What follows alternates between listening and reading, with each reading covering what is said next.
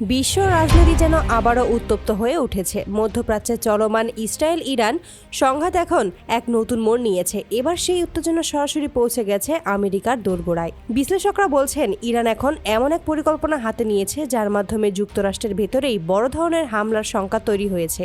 একদিকে ইসরায়েলের ধারাবাহিক হামলা, অন্যদিকে সাবেক মার্কিন প্রেসিডেন্ট ডোনাল্ড ট্রাম্পের সাম্প্রতিক মন্তব্য, সব মিলিয়ে পরিস্থিতি দিন দিন ভয়াবহ দিকে এগোচ্ছে। আজকের ভিডিওতে আমরা জানবো ঠিক কি ঘটেছে, কেন ইরান সরাসরি আমেরিকার দিকে নজর দিচ্ছে এবং বিশ্লেষকরা কেন বলছে এই সংঘাত থেকেই শুরু হতে পারে নতুন বিশ্বযুদ্ধ। সম্প্রতি ইসরায়েল ইরানের ভেতরে একাধিক সামরিক ঘাঁটিতে বিমান হামলা চালায়। এই হামলার ফলে ইরানের কয়েকটি ড্রোন ও ক্ষেপণাস্ত্র প্রকল্প ক্ষতিগ্রস্ত হয়। তখন থেকেই ইরান ইসরায়েলের পাশাপাশি যুক্তরাষ্ট্রকেও দায়ী করে আসছে। ইরানের অভিযোগ, এই হামলার পেছনে ইসরায়েল একা নয়, তাদের গোয়েন্দা ও সামরিক সহায়তা দিয়েছে যুক্তরাষ্ট্র, বিশেষ করে সাবেক মার্কিন প্রেসিডেন্ট ডোনাল্ড ট্রাম্পের প্রশাসন। যদিও হামলার সময় ট্রাম্প এসব অভিযোগ অস্বীকার করেছিলেন, সম্প্রতি তিনি নিজের সোশ্যাল মিডিয়ার একটা পোস্টে লিখেছেন, আমরা জানতাম কি হতে যাচ্ছে।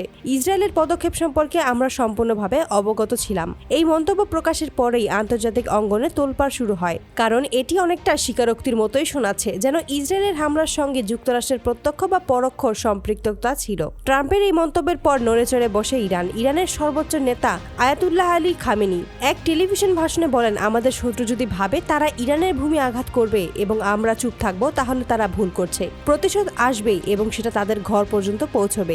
ইরানের রাষ্ট্রীয় সংবাদ মাধ্যমে দাবি করা হচ্ছে, দেশটির সামরিক গোয়েন্দা বিভাগ ইতিমধ্যেই যুক্তরাষ্ট্রের বিভিন্ন স্থাপনার ওপর নজরদারি শুরু করেছে। কিছু সূত্র বলছে, হোয়াইট হাউস সহ ওয়াশিংটনের গুরুত্বপূর্ণ ভবনগুলো সম্ভাব্য লক্ষ্যবস্তু হিসেবে চিহ্নিত করা হয়েছে।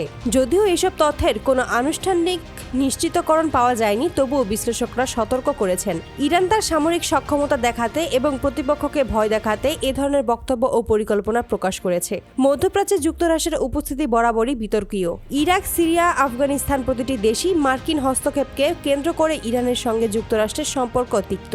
এখন ইসরায়েল ইরান সংঘাতের সুযোগে যদি ট্রাম্প প্রশাসন ইসরায়েলকে সহায়তা দিয়ে থাকে, তাহলে ইরানের প্রতিক্রিয়া খুব স্বাভাবিকভাবেই যুক্তরাষ্ট্রের দিকেই যাবে।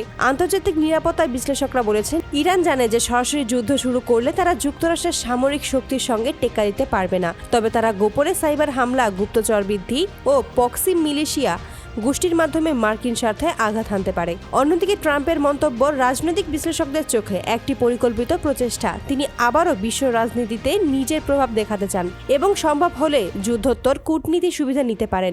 ইরান ইসরায়েল উত্তেজনা নতুন নয়, কিন্তু এবার যুক্তরাষ্ট্র সরাসরি আলোচনায় চলে আসায় পরিস্থিতি অনেকটাই জটিল হয়ে গেছে।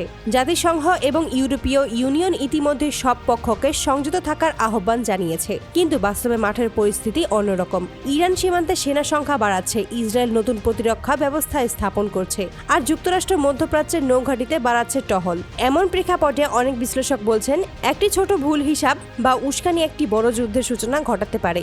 আর যদি সত্যি ইরান যুক্তরাষ্ট্রের হামলার চেষ্টা করে, তাহলে সেটি হবে ইতিহাসের সবচেয়ে বড় সংঘাতগুলোর একটি। সব মিলিয়ে এখন গোটা বিশ্ব তাকিয়ে আছে তেহরান, ওয়াশিংটন এবং তেল আবিবের দিকে। ট্রাম্পের মন্তব্য, ইরানের হুমকি আর ইসরায়েলের প্রতিরক্ষা প্রস্তুতি সবকিছু ইঙ্গিত দিচ্ছে উত্তেজনা এখানেই থামছে না। তবে মনে রাখতে হবে, এখনো পর্যন্ত ইরানের পক্ষ থেকে কোনো আনুষ্ঠানিক ঘোষণা আসেনি যে তারা যুক্তরাষ্ট্রের হামলার নির্দিষ্ট পরিকল্পনা নিয়েছে। তথ্যগুলো মূলত দাবি ও প্রতিবেদনের ভিত্তিতে প্রকাশ পাচ্ছে। তবুও পরিস্থিতি যেভাবে দ্রুত বদলে যাচ্ছে, বিশ্ব রাজনীতি নতুন এক মোড়ের দিকে এগোচ্ছে তা বলার অপেক্ষা রাখে না। আপনারা কি মনে করেন, ইরান কি সত্যি আমেরিকায় হামলার পরিকল্পনা করছে, নাকি এটি শুধু রাজনৈতিক চাপ সৃষ্টি করার কৌশল?